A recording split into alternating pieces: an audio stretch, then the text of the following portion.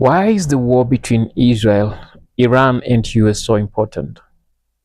We've had economical issues around the world. We've had rumors of war around the world.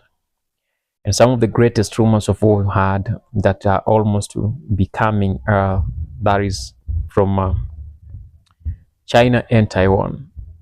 Taiwan being a US protectorate, and China claiming the ownership of Taiwan. US building a massive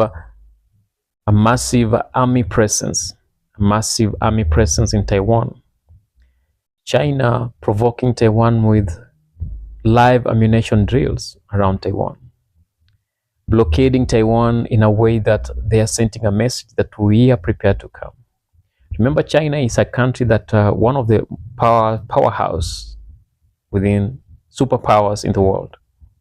And is a superpower down China in that area, boasting millions of soldiers and based equipment when it comes to war. That is both military, software, and hardware.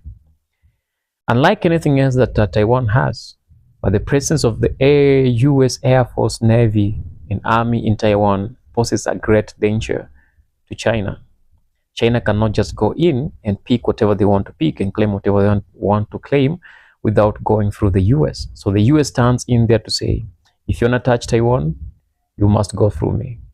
China, you want to touch Taiwan, you must go through me.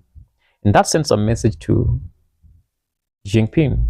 It's not that easy as they thought. Though they're promising full force. They're promising to go in with full force. But will they be ready to do that? Now, things are kind of changing. The massive US aircraft carriers have been loitering around the southern waters, the southern sea waters, the Chinese southern waters near Taiwan, preparing ready for any provocation from China to respond as China aggresses. But something is changing along the dimension.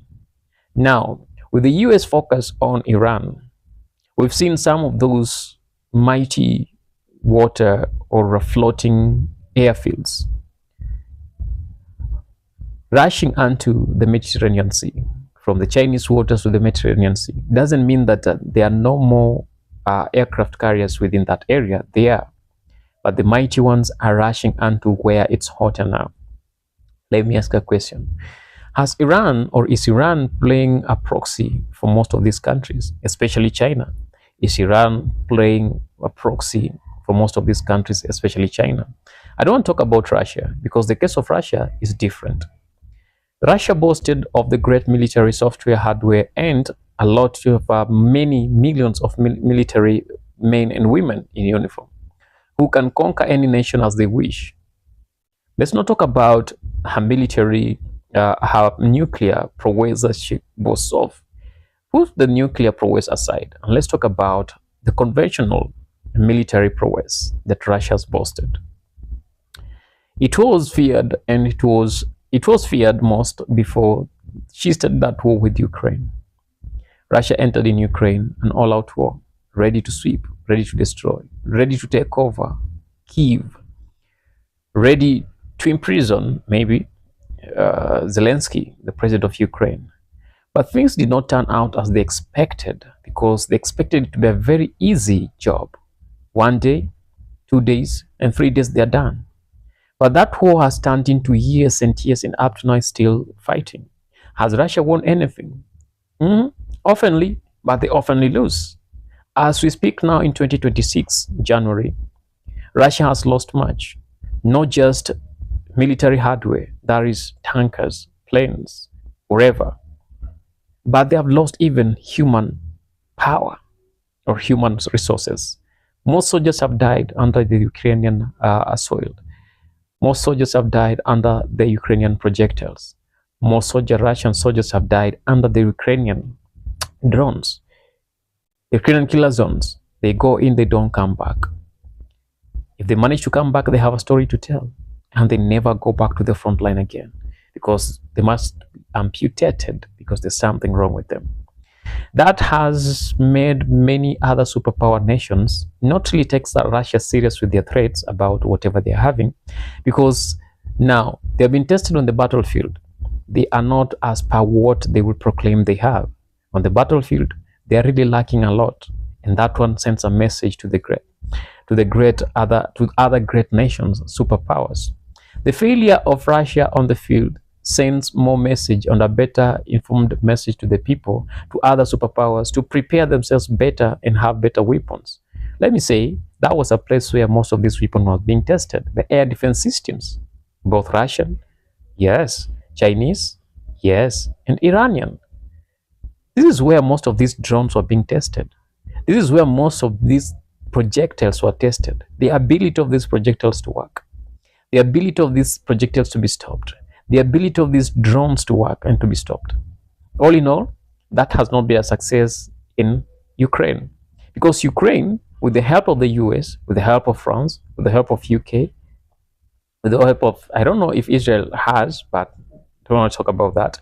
With the help of those nations that I've talked about, they have been so ruthless to the Russian army, killing and destroying very many. And for the production of the Ukrainian drones, they have done a very good job, and they are doing a very good job. Last year, December, the Ukrainian drones managed to kill and destroy over 30,000 Russian soldiers. And as per the instructions, or as per the information given by the Ukrainian Minister of Defense, he says that their target is to make sure that this year, from January 2026, that they are unaliving at least 50,000 Russian soldiers. That will destroy the morale of the Russian soldiers, and most of the people will not be able to go to the battlefield, because Russians are struggling to recruit people back on the front line. They are struggling to recruit soldiers on the front line. So if 50,000 a day or a month are destroyed, Russia won't have more people to go on the battlefield. And that will call on to Putin. He will have no any other reason but call for a ceasefire, and maybe a permanent peace deal between Ukraine and Russia. And that means whatever Russia had taken away from Ukraine, annexed from Ukraine, the land that Russia had annexed from Ukraine will be restored back to Ukraine. And Ukraine will be a sovereign state, a mighty sovereign state, not just a state, but a mighty sovereign state, with a great military prowess within the area, with the greatest power within the area, ready to project their power to any other nation that might think to go aggress against Ukraine. That was not what we're talking about. So we took away Russia from the equation. Now, what's the role of China, or what's the role of Iran in the life of China?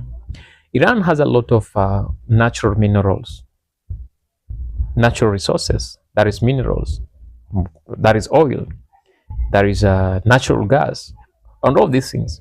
And all these things are helping the Chinese government to do some of the dirty works that they do around. Development of all these weapons need money and resources. Where do they get all these resources? They get resources from people like Iran, from places like Iran, where rogue governments will want to sell anything to make sure they get whatever they want at the expense of their own people. You heard about the dark fleet. Is the dark fleet, or this fleet that operates within unconstitutionally? The fleets of tankers full of oil and all these other minerals that are operate illegally within the waters. They call the dark fleets, maybe something of that kind. I'm forgetting the exact name that is given. If you remember that name, put it in the comment section. US has seized some, France has seized some, and we are seeing UK seizing some. And all these are linked to Russia, Iran, and China, and possibly North Korea, because that is how they're making money to evade all the sanctions that they have been put onto them because of the action they have taken against other nations. So if Iran is a proxy for all these other nations, that means there is much that is happening here. The real war won't be fought in Taiwan. The real war will be fought within Iran. And if Iran fails, if Iran falls under the aggression of the US, if Iran falls under the attack of the US, then that means Trump has managed to fight an all-round war or he has fought a war with over 4 nations and he has won. And the US will remain to be stronger. And that is why, at all cost, the US again must win this war. So, the US is not just fighting Iran. The US is fighting a proxy, Iran as a proxy of other nations. The US is fighting China in Iran. The US is fighting Russia in Iran. The US is fighting North Korea in Iran. The US is fighting possibly India, but not that much, because India hasn't sent any help in Iran currently. But we've seen, or we've had reports of China sending these plane carriers landing, 20 plus of them landing in Iran. That is equipping Iran with air defense systems and maybe projectiles and any other military hardware that we are yet, or we have ever seen or known, or we are yet to understand what they are. But will all that deter the US from accomplishing their objective in Iran? It might not really. The reason why it might not really is that the US battle, okay, the US hardware and software have been tested on the battlegrounds. The Chinese are yet in that extreme battlefield, not yet. Yes, they are boasted of having all those equipments that they have, but those things are yet to be tested on the battlefield. The same way Russia boasted of having the best, but they were not tested on the battlefield. When they went on the battlefield, they did not work as Russia said they will work. The same thing with China. But the US is well tested on the battlefield. They have tested their weapons on the battlefield, and they know how much better these weapons will work on the battlefield. And that is the reason why I don't think if it will work. So the thing is, the US it's not just battling Iran. It's not just at war. It's not just at war with Iran alone. It's at war with all those other nations. And if that war goes on, and if the US wins that war, I bet you there'll be some peace around the world for some time, because these nations will still go down on the drawing board to try to understand how possible did the US destroy both of them altogether, putting their strength together and all that, but the US destroyed them. So probably whatever they call the Third World War might not be as big as people usually say, might not be happening around the world, might only be happening in Iran, and that will be the end of it. Probably the US must win, because the US will be in support of Iran, and there is NATO will be in support of the USA, and Israel will be in support of the USA. It will be easy for them to come in for the same. If you like our information, why can't you hit the subscription button, notification bell, to make sure that you always get whatever we talk about? I love you. Until next time, bye.